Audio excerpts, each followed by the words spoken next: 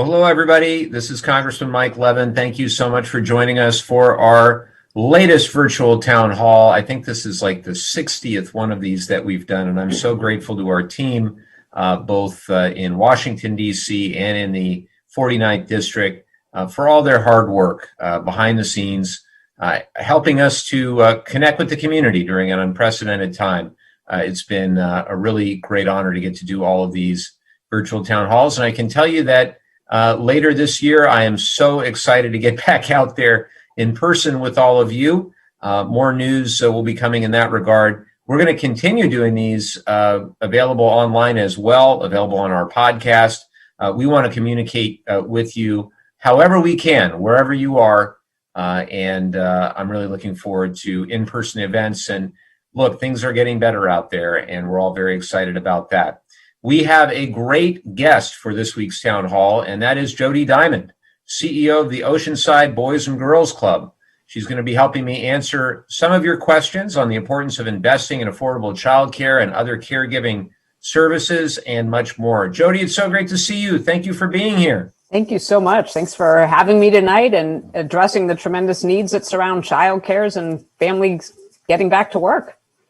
Absolutely. Well, before we dive into the issues around the care economy, I want to just provide some brief opening remarks. And I'd like to begin by talking about the state of COVID-19. If you've been following these virtual town halls throughout the last year plus, you know that we have had quite a rough year, and so many lives have been impacted.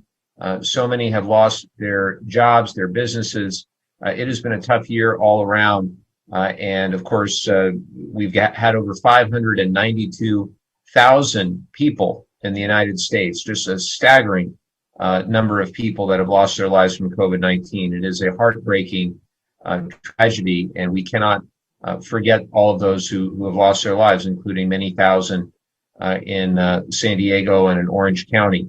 The good news is that here in California, both cases and deaths have dropped to levels not seen since the early days of the pandemic. On Monday, local health agencies tallied 1,329 new cases and 13 deaths statewide. And if you've been following, those numbers are way lower than they have been for quite some time. And we really are seeing the light at the end of the tunnel. And while we are seeing the light at the end of the tunnel, well, things are much better than they have been. And we are eagerly awaiting June 15th, which is when California is slated really to reopen in a big way. Please remember that we need to keep following the guidance of the CDC and get vaccinated. Get vaccinated, please. The vaccines are safe. They are overwhelmingly effective. And just more than 55% of the population has received at least one dose. So we made great progress here, Jody, but we have to keep going. The other thing worth mentioning is the American Rescue Plan, and we've been mentioning it a lot. Been talking about the American Rescue Plan since we passed it in March. It was a huge, comprehensive, and effective bill signed into law by Joe Biden to deal with both the public health crisis, shots in arms, as well as the economic crisis, money in pockets. And I think the numbers speak for themselves. More than 140 million Americans have been fully vaccinated. That is a big deal. We can finally hug our friends and our family again. And of course, we're excited about the news around younger children. I personally have, my wife and I have an 8-year-old, almost 9 years old, and a 7-year-old. Cannot wait for them to be vaccinated and to get back into full-time in-person school come this August. The other, I think, overwhelmingly positive news from the American Rescue Plan is the money in pockets that it delivered, starting with the $1,400 direct cash payments, but now also child tax credit payments. And I know many of our constituents are beginning to get information from the IRS about their eligibility for those child tax credit payments, and then funds to keep restaurants and small businesses open. The Restaurant Revitalization Fund has already been very successful in terms of delivering for many of our local restaurants, including one that I just visited owned by a local veteran, and the restaurant had a lot of trouble staying open during the pandemic, but this veteran applied for and received Restaurant Revitalization Fund grant very recently. So that's exciting, and I hope that there are many more success stories to come. Democrats, including myself, we fought for all of these things during the pandemic, and it's important. Well, I try to do everything on a bipartisan basis. On this one, I think it's important that we remind our audience that Democrats voted for this without a single Republican vote. So just remember that next time you see any of our Republican friends across the aisle taking any credit or talking about the Restaurant Revitalization Fund or the $1,400 direct cash payments or any of the other things that we got via the American Rescue Plan, that it was passed, unfortunately, with only Democratic support. Of course, this is all about getting people back to work, getting people back on the job. The COVID-19 pandemic led to a devastating loss of jobs. And since President Biden was inaugurated, we've had a dramatic rebound. We've created more than 1.5 million jobs, and we are well on our way back towards full employment, and we won't stop until we get there. With Americans heading back to work, one of the things that is most important in terms of accelerating that process is finding reliable and affordable childcare. And that's something that I want to talk about quite a bit this evening. By the end of 2020, a quarter of childcare providers had closed. Think about that. And we remain at risk of permanently losing 4.5 million childcare slots for children across the country. That's why we included a $39 billion down payment in the American Rescue Plan to help keep childcare providers open and open safely, to keep workers in childcare facilities on the payroll, and to lower costs for childcare for hardworking families. But our work is far from over. In fact, it's just beginning. The pandemic showed us how important it is for all childcare workers to be able to take time off. In fact, all workers across the board to be able to take time off for themselves and for their families. And the forthcoming American Families Plan. So we had the American Rescue Plan. Now we have the American Jobs Plan, which is the transformative and historic infrastructure proposal from the administration that hopefully we are going to be passing in the House this summer. And then the American Families Plan. American Families Plan supports American workers by creating a national, comprehensive, paid family and medical leave program so that workers can better manage their job, their health, and their family. Parents and caregivers can't go back to work, grow our economy, and build better lives for their families unless they know that their children, that their parents, and that their loved ones are safe and are cared for. The pandemic made it crystal clear how important caregiving is to our economy. And as we work, as the president would say, to build back better, we know that investing in care, in the care economy, will help get Americans back to work, create good paying jobs, raise wages, boost lifetime earnings, support small businesses, and grow our economy for all Americans, for all Americans. So that's what we're going to be talking more about with Jody in just a bit. I have a couple other updates on recent legislation that I wanted to share with you since our last virtual town hall. I recently introduced my Stop Child Hunger Act with Senator Patty Murray. This bill provides families who have children eligible for free and reduced price school meals with an electronic benefit transfer card when school is not in session, such as during summer, as we're in now, or winter break, or when schools are operating remotely or recording in progress. Model. I also recently introduced my Public Land Renewable Energy Development Act, also known as PLREDA for short. It's a bill to help combat the climate crisis and reduce our dependence on fossil fuels by promoting development of wind, solar, and geothermal energy on our public lands. The bill includes measures to facilitate investment in high-quality renewable sources, ensure a fair revenue share for impacted communities, and minimize impacts to wildfire and cultural sites. Lastly, it's paramount that we recognize the many women and all of those who have defended our nation. And I'm very honored to serve on the House Veterans Affairs Committee. And I was absolutely stunned to learn after the VA had this study done that of the over 1,100 VA facilities in the United States, virtually none of them were named after women veterans. It really is unbelievably disturbing. And that's why after many months of deliberation with a panel that I formed of local veterans, local service members, and other community leaders, they came together and they did a tremendous job in making a recommendation, renaming the San Diego VA Medical Center after Army Captain Jennifer M. Moreno, a decorated combat veteran from San Diego who was killed in action during a deployment to Afghanistan in 2013. And this will require an act of Congress to do that. And last week, I introduced legislation to implement their recommendations. So last thing I'll say is that the president just signed our bill into law, HR 2523. It's called the Deliver Act. And I'm really excited about that as well, to help our veterans and to help those who, in particular, those who are experiencing homelessness as a result of the pandemic. It's called the Thrive Act. Faith Williams in my DC office will be mad at me if I don't get the acronyms right. The Deliver Act is one that we passed earlier in 2021.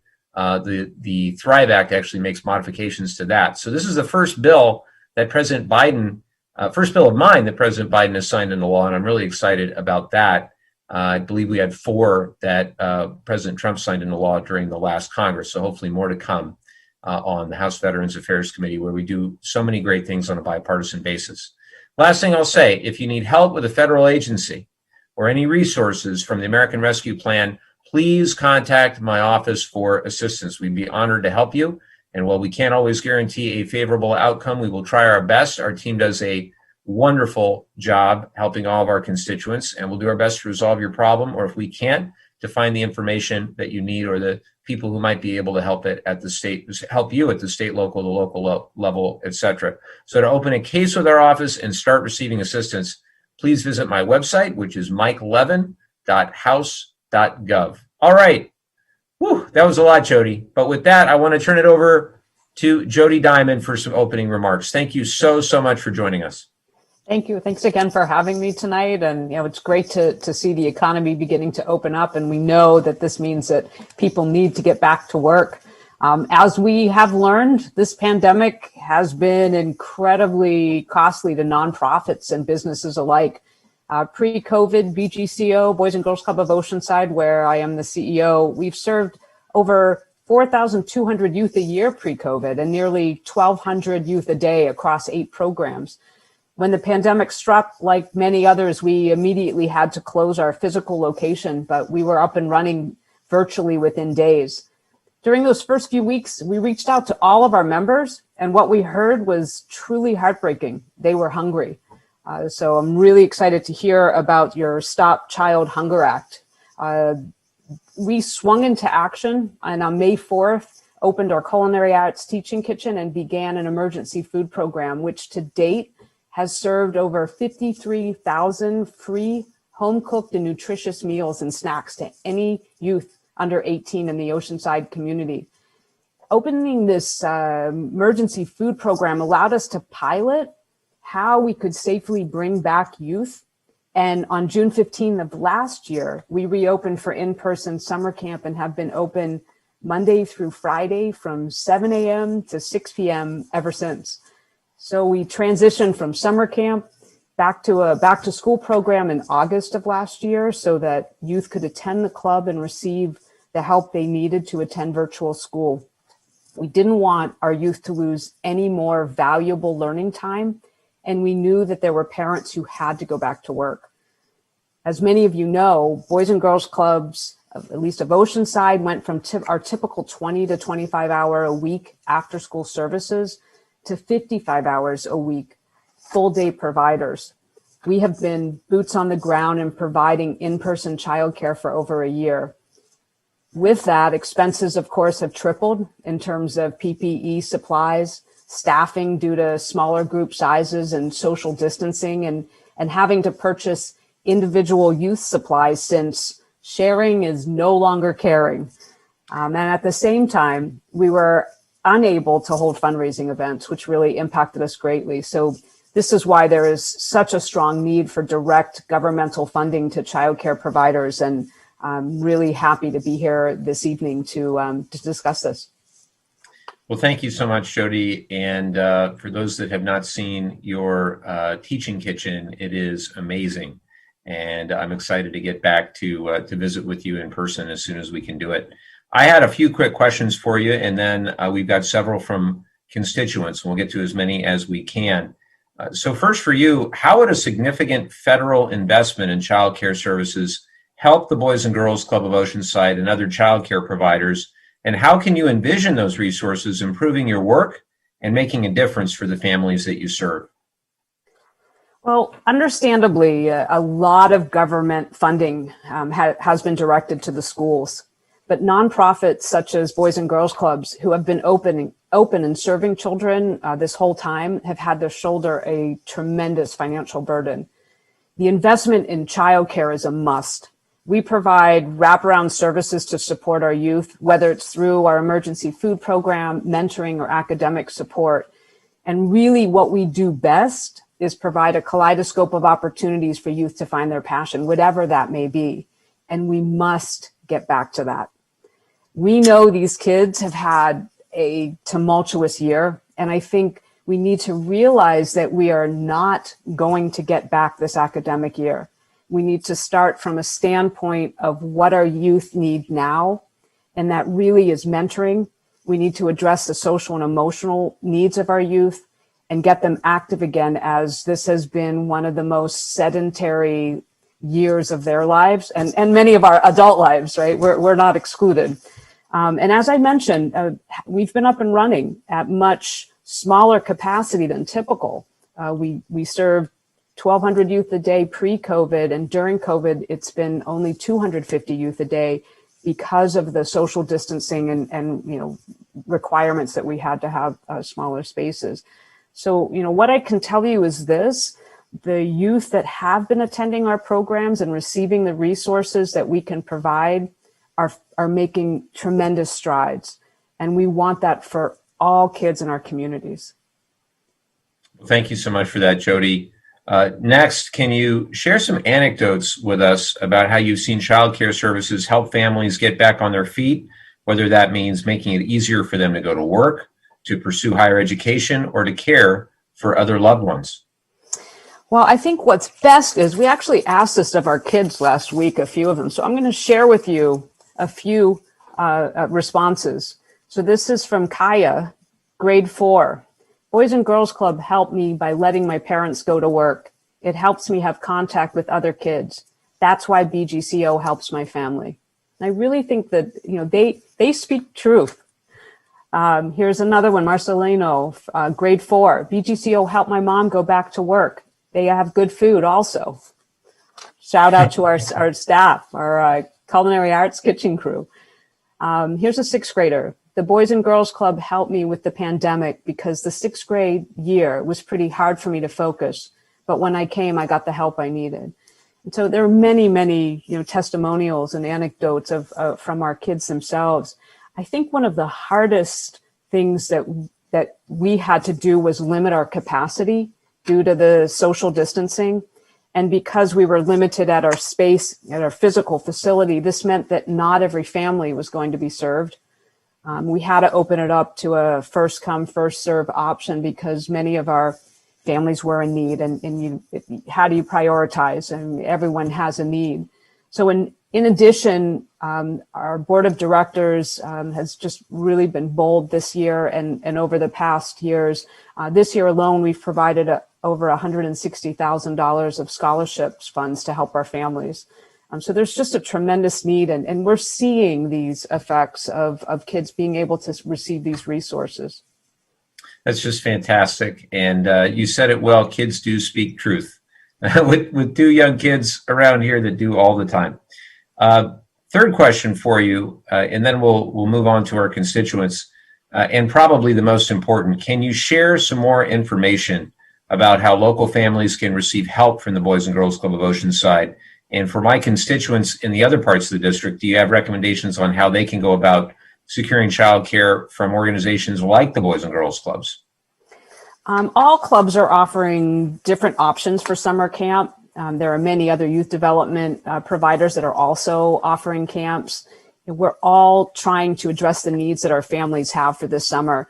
Some of the challenges that we recognize, for instance, CDA YMCA has been great at providing subsidized childcare funds to qualifying families, but these families have had to use those funds over this school year, and so many of their benefits have run out and been expended, which is why we've stepped in to provide as many scholarships as we can.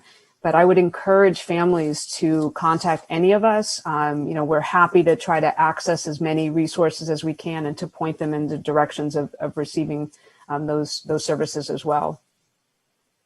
Well, terrific. I'm going to turn to our constituent questions. I'll start with Julia in San Clemente, who asks, what's your opinion on the workforce challenges around childcare? It seems like we need a lot more people who are trained on caring for children if we're going to expand access to these services. And Jody, I'll let you respond in a second, but before I turn it over to you, I do want to just say to Julia that President Biden's American Families Plan that I mentioned before includes many proposals, specifically around education and job training programs. And I think that could go a long way towards addressing some of the workforce challenges that we're seeing in caregiving.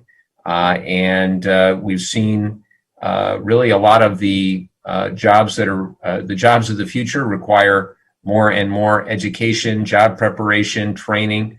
In fact, 70% of jobs today are held by people who have more than a high school degree, and that has changed over time. And we need for the American workforce to have additional skills and additional education to increase their earnings, to remain competitive, and to share in the benefits of this new economy. So that is exactly what President Biden's plan is trying to do, to expand affordable post-secondary education, to really lay the groundwork for innovation and for inclusive economic growth for all Americans. Jody, would love to turn that over to you. Again, workforce challenges around childcare. Well, full disclosure, I'm a former classroom educator, and it's very true. We do need amazing staff to fill this gap. Working with children is really a labor of love, and it's not for everyone. Youth development by nature is set up to be typically a part-time position. So across the industry, you will see turnover in youth development organizations because, again, kids are in school during the day. Typically, we're set up as an after-school or before-school program. So the people that we tend to attract as our employees are those that are either going into teaching or social, health and human services or counseling and what have you. But they're learning the skills along the way to be able to gain a more full-time position. I, however, see this as an incredible opportunity. We partner currently and have for many years with MiraCosta College, Cal State San Marcos, and several others, providing college students the opportunity to have experience working within their field of study. And so for some, this may be a job just coming out of high school and they're learning the skill sets of how to just be an employee. For others, this is their passion and they're going to stay in that field. And we need to have the financial resources to pay well and provide the quality care for youth. So absolutely support these efforts to make that happen. Thank you for that, Jody. Next from Monica in Carlsbad. Why exactly is childcare so expensive in the first place? It's a great question. Is it simply because there isn't enough supply to meet demand? Are there extraordinarily high costs involved in running a childcare facility? Or do providers just know that parents will pay a lot for the service? Jody, what do you think? Well, there are tremendous expenses to providing quality childcare. And while I cannot speak for other types of childcare centers, the before and after school world is incredibly costly. In addition to staffing costs, which is about 73% of my budget, staffing costs tripled during COVID due to small group sizes and social distancing.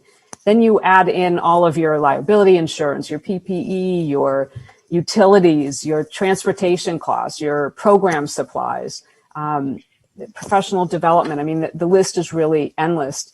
We don't want to make it cost prohibitive, but there is a cost to doing business. So here's a good one also for you, Jody. Kelsey in Vista says, from Jody's perspective, what do politicians need to focus on to really improve childcare and make it more affordable? Are there specific challenges within the childcare space that lawmakers don't pay enough attention to? This is a great question with a lot of moving parts to it. As I mentioned previously, nonprofits really need to have direct access to governmental funding and not as a pass-through. We are able to enact change much more quickly than our counterparts, i.e. government. Sorry, Congressman. But I have an incredibly active, smart, engaging board. And when COVID hit, there was mutual trust and respect between us, between staff and the board. The board trusted that we would get the job done and do it well. And we knew we could rely on our board members if we needed anything. And we needed to act quickly. Our kids were suffering. So we began strategizing for reopening our programs way back in March when we first closed. We closed March 13th is when we closed our physical site. By that following week, up and running virtually, and we were already strategizing about how to reopen because we knew we would. We just weren't sure when. And that was with full board support. So money was needed, and a huge shout out to all of our absolutely amazing community donors who have been true heroes during this time. We would not have been able to make the impact we have without their support. So I really don't think that I can properly answer this question with the limited time that we have, but I am happy to take a deeper dive should the opportunity arise. Thank you. John in Dana Point has a really simple question. It's simple, at least, in that it's a very short question. How will you pay for all of this? And John, I can tell you that I think about this all the time, and it's pretty basic what President Biden has proposed, which is that corporations and the extremely wealthy should pay their fair share. If we just went back to how things were for corporations and for extremely wealthy individuals prior to the 2017 tax plan, that would go a long way towards paying all of these things. You probably know that in 2017, the tax plan, the tax cuts were really focused at those at the top of the economic spectrum. The corporate rate was cut from 35 to 21%, and 83% of the tax cuts went to the top 1% of taxpayers. There was just an article today that I saw in ProPublica outlining how the 25 wealthiest Americans paid virtually nothing as a percentage of their income. The average American pays far more as a percentage of their income than Warren Buffett or Jeff Bezos or Elon Musk pays as a percentage of theirs. So just trying to bring some fairness back to all of this would go a long way towards paying for the investments that we're talking about in the jobs plan, the families plan. And the president's been very firm that he's not going to raise taxes on people making less than $400,000 a year. They've gone back and forth, the Biden White House and Senate Republicans in recent weeks on some of this. The initial proposal was to take the corporate rate. It was at 35. It went down to 21 to bring it to 28, halfway between where it was and where it is today, to take the top marginal rate, which was cut from 39.6 down to 37, and to bring it back up to 39.6% for those making over 450,000. Actually, I think it's 453,000 a year is where that would kick in. And also the offshoring that is going on, where companies are getting away paying no tax. The 50 or 55 of the largest companies in the world, it was recently demonstrated, paid zero federal taxes, zero last year. And that's just patently wrong. And I know Janet Yellen, our Treasury Secretary, has been negotiating on a 15% minimum, and that would be a global minimum. So it's not as though you could just offshore and avoid paying those taxes. So trying to cut out the loopholes, trying to have a fair and more equitable tax system, that's how we're going to pay for these investments that we're making.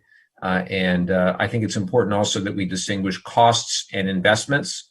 When you have a massive tax cut where 83% of the benefit goes to the top 1% of taxpayers and blows a $2 trillion hole in the debt, that's a cost. On the other hand, when you go and you you invest in things like infrastructure or in childcare or in education, those are investments. Those are things that yield positive long-term economic returns. And I hope it's important that we continue to tell the truth and distinguish between costs and investments. So there you go. Joe in Carlsbad writes, "Well, I am heartened by Joe Biden's agenda and push for physical and people infrastructure initiatives.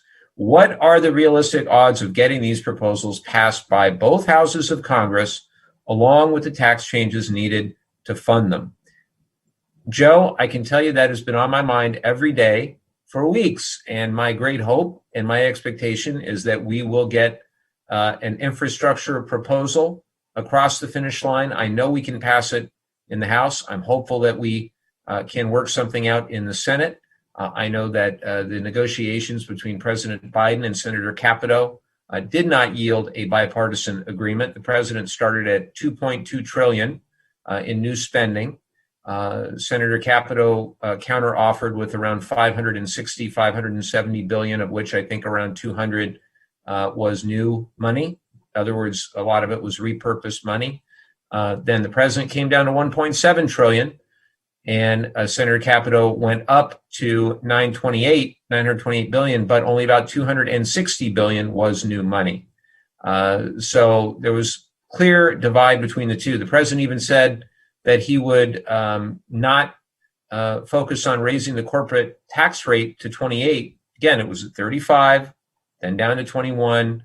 President's proposal was to bring it back to 28. He backed off of that, but Senator Capito would not back down, would not invest in the way necessary to really make any sort of transformative changes. And there was very little about climate in the Senator Capito proposal. There was nothing for veterans infrastructure as well, which I thought was stunning, because I thought that would be a bipartisan piece of it.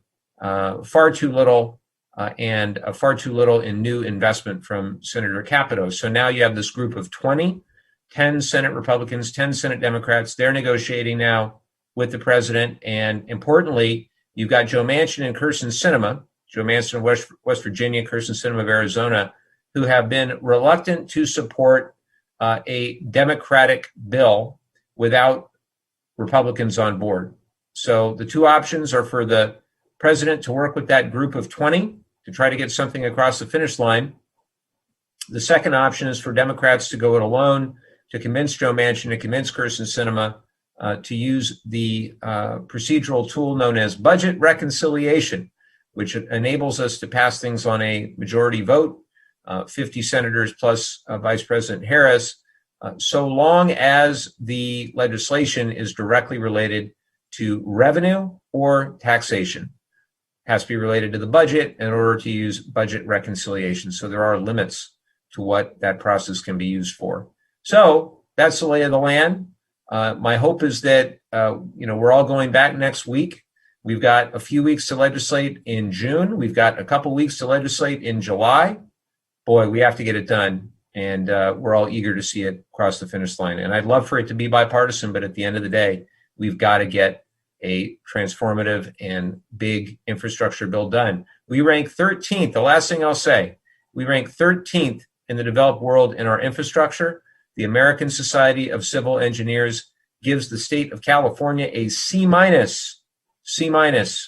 And Jody, as a teacher, that's not very good. As an educator, a C minus, not so great. So my great hope is that we're going to get this done, and we're no longer going to get a C minus from the American Society of Civil Engineers. Ken in Solana Beach writes, "It looks like the For the People Act." For those that don't follow it, that's HR 1, S1, very important voting rights bill. He says, "It looks like the For the People Act is not going to pass. What do you think of the John Lewis Voting Rights Act? Do you support it? Do you think it will become law?" So HR 1, the For the People Act, has a lot of things in it that are very important. It would mandate independent redistricting, which I think is really significant. It's what we've done in California. It would dramatically reduce the influence of dark special interest money in our political system. It would go a long way towards stopping voter suppression, and it would invest in election security. Kind of interesting that We want to invest in election security, and some of our friends across the aisle don't seem to want to make those investments despite some of the false claims they've made about the 2020 election. So H.R. 1, frankly, we passed it in the House. I think it's good legislation. It hit a roadblock in the Senate when Senator Manchin said that he was not in support, and also that several senators are not in support of reforming the filibuster. You kind of add those two things up, and it's tough to envision a scenario where, as it stands, H.R. 1 will pass the Senate to get to President Biden's desk. Now, Leader Schumer has said that he's going to bring it to the Senate for a vote. And my hope is that that will happen and that all the senators will be held to account and have to go on the record. Now, H.R. 4, the John Lewis Voting Rights Advancement Act, is narrower in scope, but it is also very significant. I fully support it. I co-sponsored it in the last House and will do so again. I was honored to serve with John Lewis before he passed away of pancreatic cancer, and honored also to travel with him to Alabama, to Selma, to Montgomery, to Birmingham, crossing the Edmund Pettus Bridge, seeing where John's life was almost tragically taken because he was fighting for the right for African Americans to vote. And I know that if John were alive, he would very much want us to pass that legislation. He might not be so cool with it being named after him because he was a very humble, very kind man. But nonetheless, he'd want it to become the law of the land. And basically, we are building that legislative case for H.R. 4 in such a manner where it will have the greatest possible chance of withstanding any sort of legal scrutiny, or when it is scrutinized, when it is challenged legally, that when it makes its way to the Supreme Court, if in fact it were to happen, that it would withstand any legal scrutiny. Now, let me explain. The Voting Rights Act of 1965 basically provides that any state that tries to undermine voting rights or to take steps to suppress the vote or to limit the vote, you have to have pre-clearance to do so from the Department of Justice. That was the law in the 60s, the 70s, the 80s, all the way until the Shelby versus Holder decision a number of years ago that chipped away at that and said that states were, in fact, able to undermine the Voting Rights Act in that manner. And that led to a number of things like voter ID laws and all the other things that we're seeing now in many states that are deeply troubling.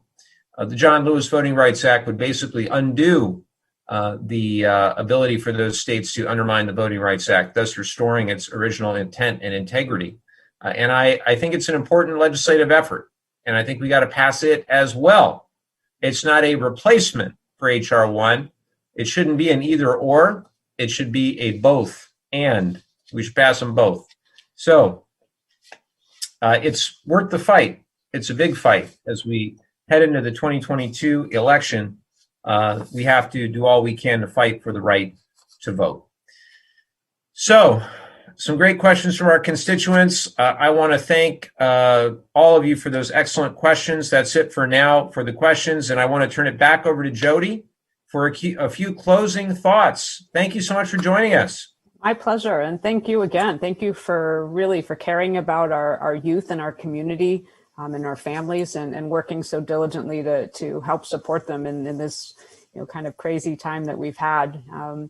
A few things, and we are celebrating our 70th anniversary, 7 decades of service in the Oceanside community.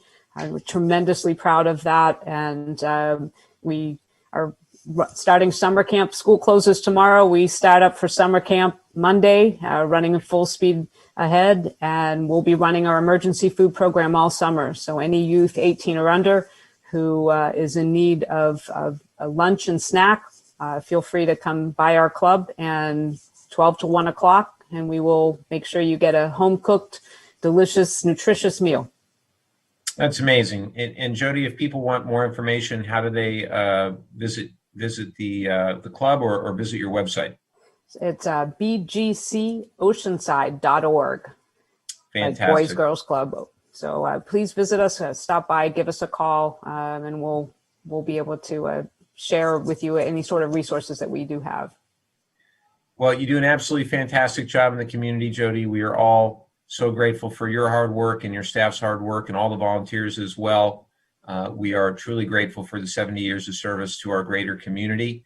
And I have to also, since it is June 9th, I have to give a special shout out to my mom. It is my mom's birthday.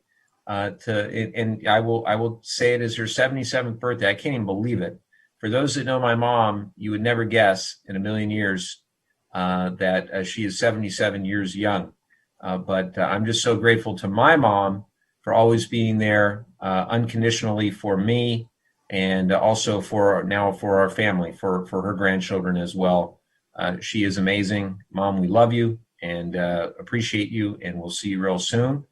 Before I go, I want to remind everybody that you can also listen to these town halls and other discussions that we've had. We've had some great guests. We had Karen Bass, my dear friend, Representative Bass, talking about the George Floyd Justice and Policing Act. We had Dr. David Victor from UC San Diego talking about his work on climate policy. We've had a number of other really excellent discussions, and you can all listen on our podcast. It's called Listening with Levin. You can find it on all the major podcast streaming sites. You can search for it. And also, I encourage you to find information about our future town halls, to follow us on social media. You can go to @RepMikeLevin, or you can go to our website and sign up for my newsletter by visiting mikelevin.house.gov. So thanks, everybody. That's it for now. We'll see you next time.